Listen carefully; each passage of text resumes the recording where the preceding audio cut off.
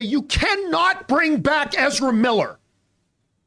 You can't bring back Ezra Miller. You are dumb as fuck if you even think for a second about bringing back Ezra Miller. How stupid do you need to be? What kind of morons does David Zaslav have working for him that would even think for a second that you can bring back Ezra Miller? This is one of the most buttfuck stupid things I have ever heard.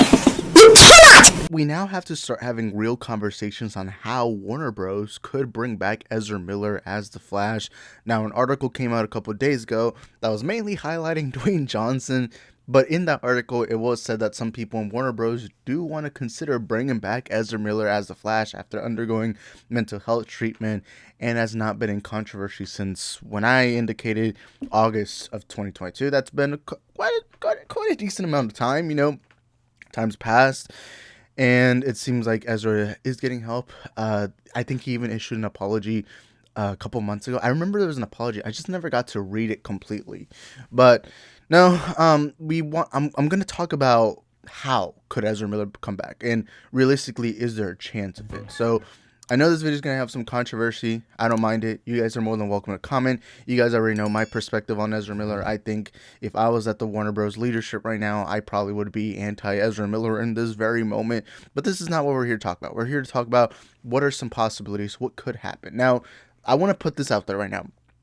I think the only reason this was said was because right now, Warner Bros., and I said this in my last video, I think Warner Bros. Right now is trying to do their best to promote Flash.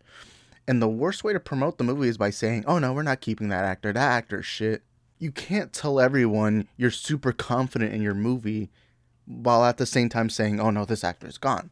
I think for now, up until the summer, around August of this year, I don't think we're going to hear anything about Ezra Miller being fired, even from the close trades, because I believe everyone working at Warner Bros. Is going to be, shh, keep it quiet, just promote the movie, just pretend like nothing's happened, which I would do the same too. Obviously, that to me is the main reason as to why they're handling it in this situation. I think the best thing to do right now is just to keep quiet about it, and that's what I think happened. I think some people at Warner Bros. Were asked by some sources at Variety, and they were asked about this, and they just went out and said, hey, we're confident in this movie. I mean, they seem really confident. This is the first time DC is going to have a Super Bowl trailer in I don't know how long. I don't know if it's the first time ever or if it's the first time in years. I don't know. I don't remember. They didn't do this with Black Adam. They didn't do this with Shazam. They didn't do this with any other movie. But it is interesting to see how they're going to do it with The Flash. Even people who worked in the movie, worked everything. Like, all these movies that are coming out, Shazam, Fury of the Gods, Aquaman and the Lost Kingdom, Blue Beetle, you're not hearing as much confidence as you are with Flash. Like, there's a lot of confidence with Flash, just heading in towards it. I'm excited for Flash regardless, even with or without Ezra Miller. I'm excited for the movie, just the premise of the story alone. Even that quick sizzle we saw a couple years ago, I thought that was good. But I do want to clarify that it to me is the main reason why Warner Bros. Even came out. I think the main reason is just because they're just trying to say, hey, you know what, guys, we might keep Ezra Miller. And I think that's just a way of being like, guys, if you watch this movie, maybe we'll get Ezra Miller back. Yay. Because nobody wants to go into a movie knowing that actor is going to get replaced the second that movie ends. Like, no one wants to know that. But I do want to go into now what happens if the movie succeeds. Now, to me, success for this movie, I would say over 700 million. I would say at minimum, if this movie makes 800 million, 900 million, a billion especially, if the movie makes that amount of money, then the conversation completely changes. Like, the entire conversation behind Ezra and all that is going to change. And Zaslav is a moneymaker. Anything that Zaslav makes in money, he's definitely going to have some form of conversation with James Gunn about it, Peter Safran. Because at the end of the day, I also want to clarify that the article didn't say James Gunn and Peter Safran want Ezra back. The only thing that the article said is that some people in Warner Bros. Want him back. You know what? Who else wanted Henry Cavill back? People in Warner Bros. They wanted Cavill back, but Gunn and Safran went the other way. Zaslav allowed his creators to do what they do best, and that's what you're seeing. I don't think that there's any, like, the only way I would say that this is true, that Ezra will come back, is if James Gunn or Peter Safran or David Zaslav, those three are the main figures on whether or not something with DC is true or not. So I do want to say, keep the Ezra Miller stuff with a grain of salt, but if the movie does make a lot of money, especially if it's past 800 million, the conversation changes. Now, I don't think this movie will succeed with or without Ezra. Like, I think the main reason why this movie will succeed is whether it's good or not.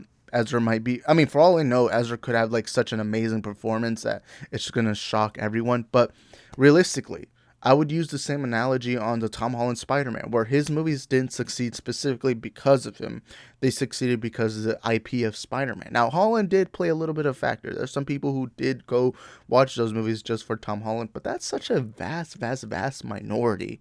That's like saying people went to go watch Batman versus Superman because they knew Jimmy Olsen was going to be in it. I would say that kind of level, where it's like, it's a small, vast minority that it really didn't really affect it. At most, that probably gave him, like, I don't know, a couple $1,000 realistically, or hundreds, honestly. But I think the main thing that's really going to get this movie to make box office money is, first of all, Michael Keaton's return. We have to remember that a lot of people love Keaton's Batman. He's a generational Batman. Kids who grew up in the 90s, or teenagers who grew up in the 90s, whoever, late 80s, early 90s, whatever, those people love the Batman. Anyone that was born before Batman Begins, or like existed during that time before Batman Begins, a lot of those people have such fond memories of Michael Keaton. Even here on my channel, on my chat, I'll look that a lot of people my age love Affleck, Bale, Pattinson, but you see a lot of older guys, and by older I mean like, I don't know what, 30, 40, somewhere around there. Around those ages, a lot of people love Michael Keaton's Batman. I think that is really going to hit the jackpot. Not only that, but I think the premise of multiverse across DC, whether you're seeing other versions of Wonder Woman, Christopher Reeve Superman, Adam West Batman, I feel like just this generational impact is really going to hit, because DC has never had this big kind of movie. I'm going to say this right now. Besides Batman versus Superman, I think The Flash is going to be the single biggest movie DC has ever dropped. Just based on the multiverse stuff, based on everything. And the only reason why I don't think it's Batman vs. Superman level is because Batman vs. Superman was the first time we got Batman and Superman on the big screen together. And I think right now, DC and Warner Bros. They're so confident in this Flash movie, and that really the only negative was the Ezra Miller situation. But it seems like, the thing is, realistically, we're not going to know how truly shitty the Ezra Miller situation was until we see the box office. And what I mean by that is, a lot of people are saying people don't love Ezra Miller. Everyone hates Ezra. The reality is, we won't know that. It doesn't matter what Twitter says. I hate when people assume that Twitter is the harbor of everything believes. Like, no, realistically, Twitter only fits like 3% of the population. Yeah, that's a lot of people, but it doesn't mean that's everyone. And I mean, even in my personal life, like, jack shit, only one person in my life even knew what Release the Snyder Cut was. I was like literally the only motherfucker out there promoting Release the Snyder Cut in my own personal life. And so Twitter, I've learned for years that Twitter is not real life. Twitter is just people who somehow get a large platform because they're just able to tweet more often. And realistically, Twitter is not the source of information. So really, I mean, yeah, I think if people learn about the Ezra Miller stuff, they'll see Ezra Miller as shitty. But the thing is, how many people have really actually heard of Ezra Miller? Remember, Ezra Miller is not like an Robert Downey Jr. He's not a Chris Evans. He's not a Dwayne Johnson. He's not an actor people are very familiar with. The only thing they'll be familiar with him is, they'll be like, that's the guy from Fantastic Beasts. That's, maybe some people will say, that's the guy from Perks of Being a Wallflower. Like, a lot of people don't really know Ezra, and so they don't really know the situation. But again, I could be wrong. If the box office flops, then maybe that could be a contributor. Or I think it depends on the conversations you hear during, like, even in my personal life, a lot of people don't even know about the Ezra Miller stuff. Like, I'll fucking ask anyone, and like 1 out of 50 of them will know what the heck happened with Ezra Miller. That doesn't mean what Ezra Miller did is wrong or right or whatever. But truly, I think right now Warner Bros. Is really hoping people just forget the Ezra Miller stuff. We have to also remember that other actors have done far worse stuff. Robert Downey Jr., didn't he nearly kill people? Like, he ended up drunk in somebody's house, something like that. Like, Josh Brolin, didn't he assault his wife? Like, a lot of actors, a lot of people in the public space, a lot of them have done some truly shitty stuff. So we also have to keep that in mind. And I'll go more into that after I get into this. But realistically, at the end of the day, the only way Ezra Miller comes back is if James Gunn wants him, and Peter Safran, obviously. That's the one. That's probably the major one. And second, if the movie makes money, then I think Zaslav is going to pressure Gunn and Safran into keeping him. And I think right now Warner Bros. Are so confident in this movie that I think regardless they're gonna try doing their best. I think right now what Warner Bros. Hopes is that they get to keep Ezra, because at the end of the day, if this movie succeeds, then they're probably going to want to keep the face of that success. But those are my quick thoughts on that. Now we're gonna get into my perspective. And what I mean by that is, should they keep Ezra?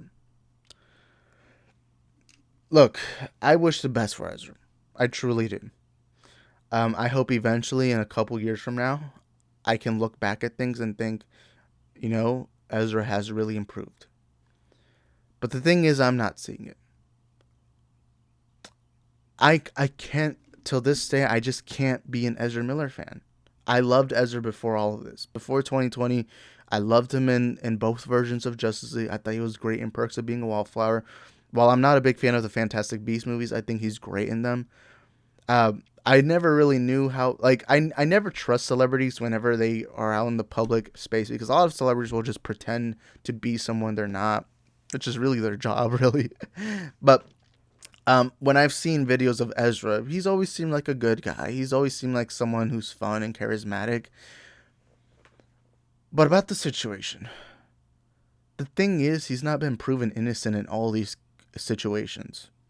Now, the one thing that does make me a little bit, happy is that he's avoided jail time, which probably means that he didn't commit any major crimes.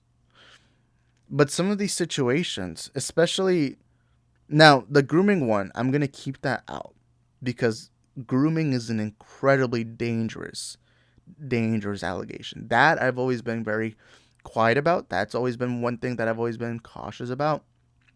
Now, if he did groom someone, then there's no everything here. This is all redeemable. I'm looking everything I've wrote down. I had to do shitloads of fucking research. Everything I've written down are things that you can redeem yourself. Whether you assaulted someone, whether you broke into someone's house, I think those are redeemable stuff. I mean, even in prison, you just do your time and then you eventually get out. This is all redeemable. The grooming stuff, that is never redeemable, especially if it's a minor. That is grooming. But if the grooming stuff is real, then Ezra Miller can go fuck off. That's all I have to say. Ezra Miller can go fuck off if the grooming stuff is real. He can go die in a hole if that is true. But we also have to take that as allegation. We have to take that as allegation. Don't take that as fact. All right? Ever since 2020, I've stopped being an Ezra fan. One of my biggest frustrations was when that video came out of him choking the girl and slamming her to the ground. One of my issues with that clip is Ezra never came out publicly, Warner Bros. Never came out publicly, and for 2 entire years, it was just shh. And I don't know how to feel about that. I know I wasn't affected personally. I know I wasn't. But I'm sorry. I see a video of another person harming another person like that, especially a woman. I don't know how to feel about it. If this was any of my personal friends, if this was anyone close, I'd ask questions. And unless you can give me a decent answer, then I can't trust you anymore. I cannot be in your presence anymore. I don't know whether or not to give you that confidence. And the only reason why I'm saying this is because I truly, truly, truly hope that Ezra is innocent. And I hope that Ezra is not doing anything wrong anymore. I'm glad he's seeing mental health treatment. But to me, till this day, I still find it iffy that there was never any answer to that. And every time, and for 2 years, I would always bring up that question. And I would always have people tell me, oh, you're thinking too much about it. Oh, nobody cares about it. Oh, he didn't actually assault a woman. It's like, okay, if he didn't, then why can't they clarify that? Why can't Ezra? Why can't Warner Bros? Why can't anyone clarify that? If it was fake. Because I saw so many people using the excuse of, it was fake, it was fake. Okay, if it's fake, then clarify it.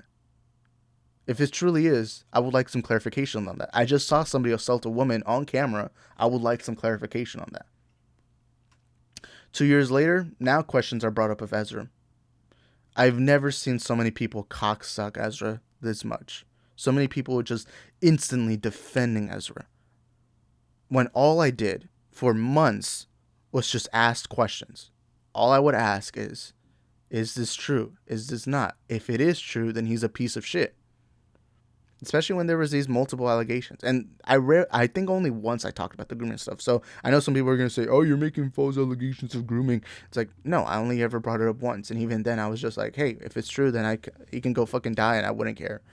You know, to me, grooming is way too far. But no, I'm still, I don't know. I'm iffy on this. Now, I will clarify this. I do not know Ezra personally. I do not know anyone in Ezra's field personally, nor do I know anyone at Warner Bros. Personally enough to know really what's going on. But again, my morals, my morality, I don't know. It feels kind of suspicious just seeing that all of this was just kind of shrugged under a rug and we're just told to forget about it. I don't know about you, but I don't forget these things easily, especially if it's something this serious. And that's why, to me, it's always been something that I've always taken cautiously. You know, I want to see Ezra succeed. I want to see Ezra make a comeback story. But not getting answers to this has always sucked. I remember when I first was making these videos, everyone kept saying, you don't care about mental health. You don't care about this. You don't care about that. It's like, no, I do care. But I also do care about holding people accountable. If you punch a baby, you can tell me you have PTSD. You can tell me you're traumatized. You can tell me that you have mental health issues. But you still punched a baby. So you do need to face repercussions. By the way, I'm not saying Ezra punched a baby. I'm just using that as an example. You know? Some people get into alcoholism. You know, some people drink a lot. And in result of that, they'll drink and drive, which to me is one of the most pieces of shit things you could do. If you drink and drive, you might as well just shoot yourself in the head. But anyways, a lot of people that drink and drive will have some issues. And then they'll get into a crash and they'll probably kill somebody on the way there. You know? Yeah, they had those issues. But they also need to face repercussions if what they did was true. And that's what I've always said. But for some reason, people have always taken that as, you hate Ezra Miller. You just want to see the worst. It's like, why would I? This is a person I don't know. I've never had any interactions with Ezra Miller whatsoever. But I just want to see the truth. Right? I need people to stop telling me, this actor did something bad too. This actor did that. Yeah, cool. I know that. But they face repercussions. Robert Downey Jr. was in front of a judge in an orange jumpsuit. Right? So he did face his repercussions. He did face his time.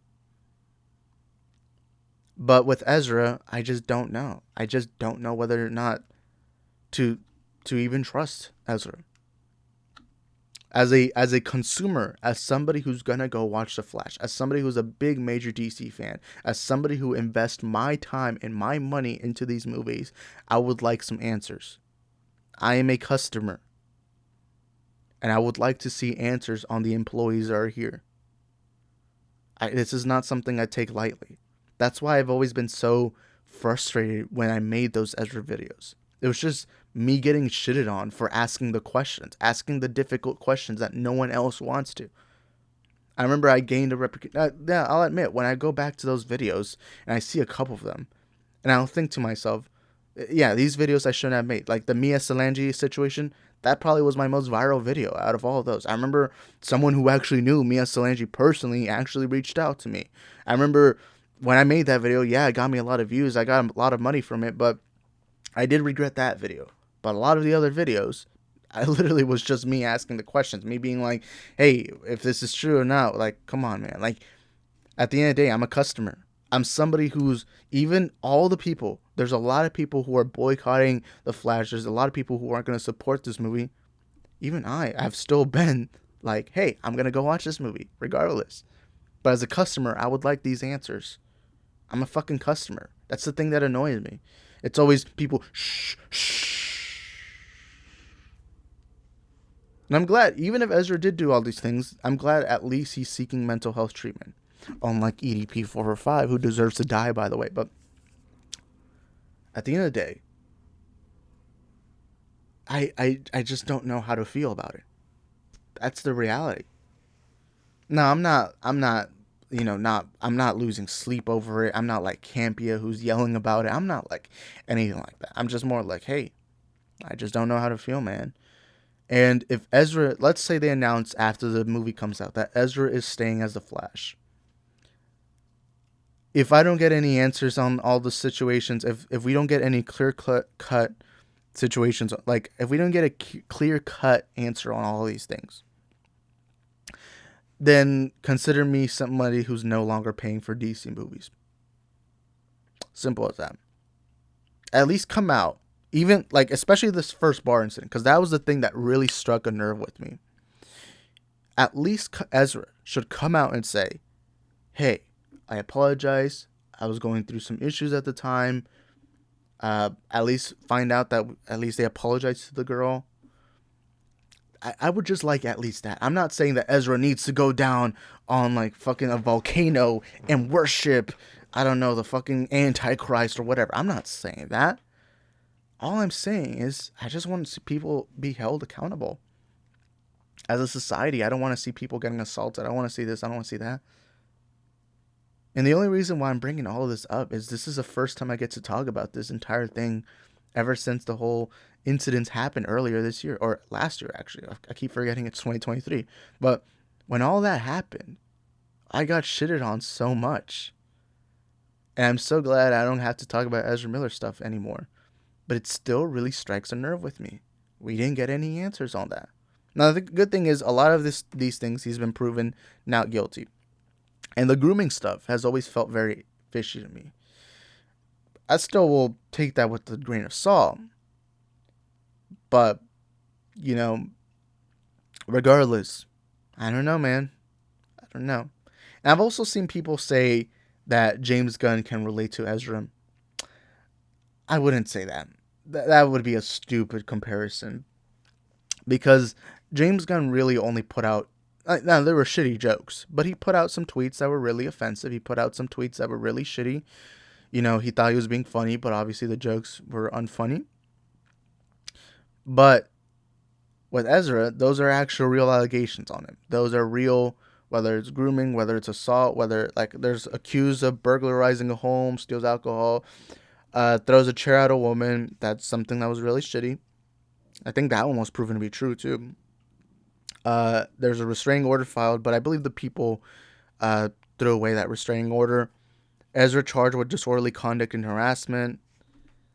Like, Ezra has real stuff on him, so I don't think that's a fair comparison. I do think that James Gunn believes in redemption, because even if you look at his movies, Guardians of the Galaxy, Suicide Squad, a lot of those characters are really shitty characters, but a lot of them get redeemed based on their actions.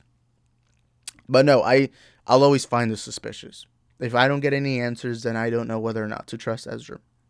Sorry.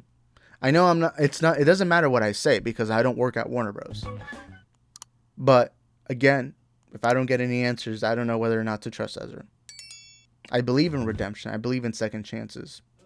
But I also believe in holding people accountable. I'll be your fool. Where do you go to? Where do you go? Where do you go to? I wanna know. How do you do it? That thing you do. Follow you blindly. I'll be your fool. Cinderella. Yeah. I think I'll find your glass slipper, baby.